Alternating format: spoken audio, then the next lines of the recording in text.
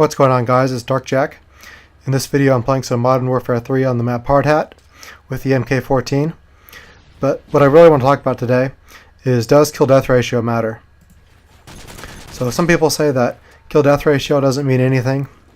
What matters is how much fun you have. And some people say that kill-death ratio is everything because your rank in Call of Duty is just a matter of how long you've played, not your individual skill. So your true rank is your stats, your win-loss, and your KD. Well, whether or not it matters is up to you. It's a subjective question. And so, for you, it may not matter what your stats are. You just play for fun and to have a good time, whereas other people play competitively, and they play with teammates, and they play very defensively, and they use the best classes. So whether or not it matters is up to you. That's a subjective question. But is kill-death ratio a good indicator of individual skill? There I have to say it definitely is. So people confuse those two questions. Is it important, and is it a good measure of individual skill? Now, those are two different questions, and people get those questions very confused. So when people say KD doesn't matter, what they really mean is that you can be a good player at Call of Duty but still have bad stats. So people that say it doesn't matter are people who are not very happy with their kill-death ratio or their win-loss. But good players do not have bad kill-death ratios. So if, in the comment section, if you could show me one good player in Call of Duty who has a horrible kill-death ratio.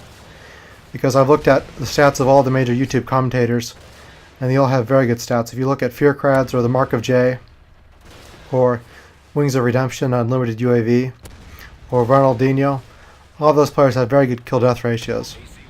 Because your kill-death ratio is the reflection of how many times you've died versus how many kills you've gotten. So in Black Ops, in the pregame lobby, you could look at different players' player card, you can see their stats.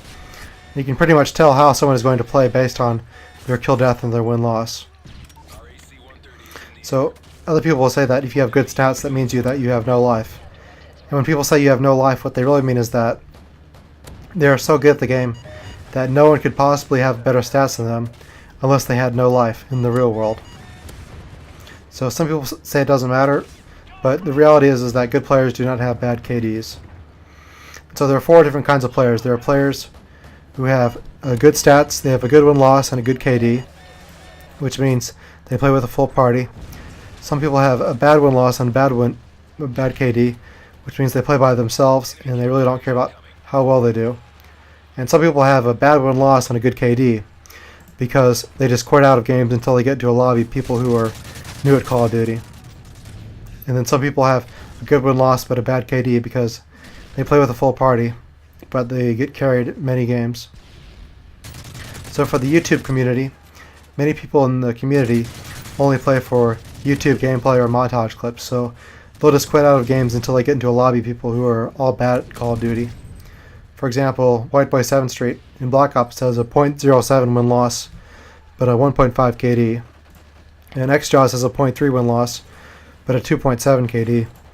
So those are two examples of YouTube commentators who just quit out of games until they get into a lobby of people where they know they can get a YouTube gameplay for their channel. And so both win-loss and KD is important, but if I had to choose one, I would have to choose KD because that's a reflection of your individual skill, whereas win-loss is a reflection of who you play with. So I'll see you guys later.